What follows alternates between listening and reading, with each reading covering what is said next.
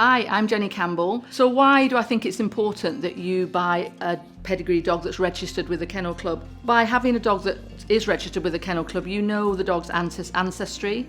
Mum and dad will be registered with the Kennel Club. You will get a pedigree certificate that tells you who the generations of your dogs are, so you know that full history of the dog. So as a responsible breeder, what having a pedigree and an ancestry behind the dog enables me to do is to look at the health checks of mum, dad and grandparents, etc., and try and form the very best view that I am breeding a puppy that is healthy. There's obviously no guarantees around that, but at least you can do your homework when you have the information of generations available to you from the pedigree that's registered with the Kennel Club. It also allows you to compete in various activities that the Kennel Club run, so it can get you involved in lots of things, as well as being a huge reference point to how to raise a puppy, how to manage training. So you become part of the pedigree dog club that helps you throughout the life of your lovely dog.